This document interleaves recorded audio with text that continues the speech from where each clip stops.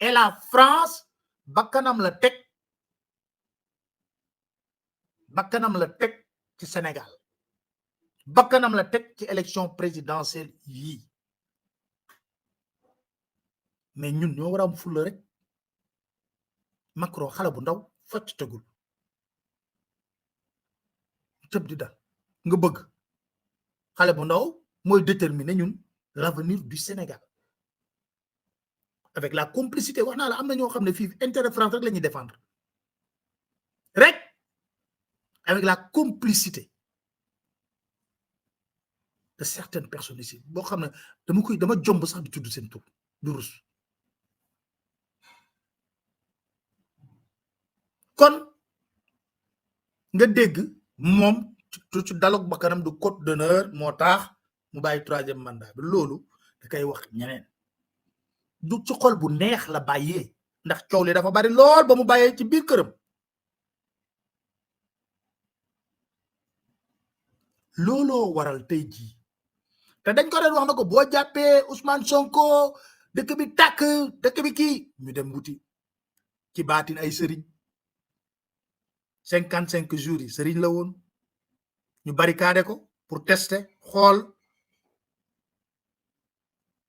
sëriñ na leen ba sëriñ yi na leen mokk na ñu def la ñuy def jàpp Sonko lépp dara yëngatuwul dara bougéwul Macky Sall mer na man kay mënoon naa def 3e mandat bi meram gi yooyu yëpp il se rend compte que lañ ci scénario yi ñu ko doon wax yëpp la situation est maîtrisée moom téye na situation bi waaye takk der yi génn nañ ci lim bu takkoo par recruter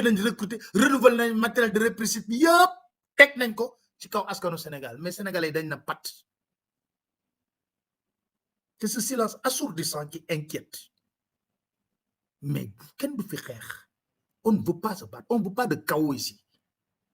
dinaa leen wax lu tax moom saa bu waxee tudd kaw léegi nag dem na ba xool ne léegi fi mu nekk nii soo xoolee il est là comme président il est là on le regarde buy tukki ñu duñ toppatoo ay tukkim léegi nag mi ngi toppatoo wuñ ko pratiquement c'est normal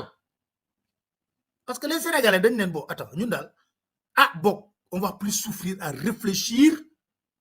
sur nañ dem élection rek bu ko xëccee sax ba janvier moo ñu gënal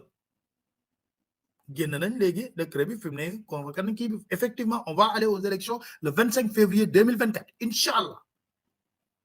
sant yàlla bu baax a baax parce que coono bari woon ñu wax na ay puus ak ay defuñu ko ñu koy wax amuñu njaboot bu nekk ci biir kaso bi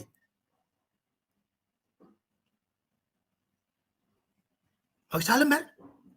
na waaw man maa ngi dem def acte bu rëy te dootuma kii kenn waxul sama bilan kenn du wax sama bilan tabax naa fi lii ba meram googu yëpp mooy il n'est plus à l'ordre du jour sénégalais yi conjugué nañ ko au passé bu yàgg conjugué nañ ko au passé je me demande même s'il fait un discours maintenant sénégalais yi dinañ ko xool conjugué nañ ko au passé nañ leen mbër yi war a bokk nañ bokk élection présidentielle rek ñu xool nu ñuy régler problème bi comme moom du bokk alhamdulilah sant gërëm def na fi lu bari ci bilan mais l'essentiel la yàq def na lu bari ci bilan tabax na bay bëgg a dee xam nga traumatisme post pouvoir voilà traumatisme post pouvoir parce que dundaloo na ko Abdoulaye Wade ci anam boo xam ne kenn mënu ko rafetlu dundaloo na ko Abdoulaye Wade ci anam boo xam ne kenn mënu ko rafetlu toroxal na Abdoulaye Wade mi nga xam ne moo ko joxoon lépp lu mu doon directeur Petrosen ministre de l'industrie ministre de l'énergie ministre de l'intérieur premier ministre ba ci président assemblée nationale c'est grâce à Abdoulaye Wade léegi nag sénégalais yi moom bon il était une fois Macky la ñuy wax tabax na lu bari mais l'essentiel la yàq luy l'essentiel mooy valeur parce que Demba Ndiaye de Macky Sall moo ñu doon xas ci affaire réseaux sociaux yi nekk ci réseaux sociaux di wax lu la neex mais gis ngeen événement yi xew ñu ko dàq saaga këram ñooñu lay nekk ci réseaux sociaux ñoo lay photo ñoo lay nekk ak gis nga ko yooyu xam dama ci tardé xool parce que bon je les connais même pas l'essentiel mooy valeur parce que réew mi dañoo dem ba nga xam ne li Al Maktoum doon wax il ne faut jamais intellectualiser la médiocrité dañoo dem ba réew mi léegi médiocrité nivellement par le bas bu garaaw moo fi am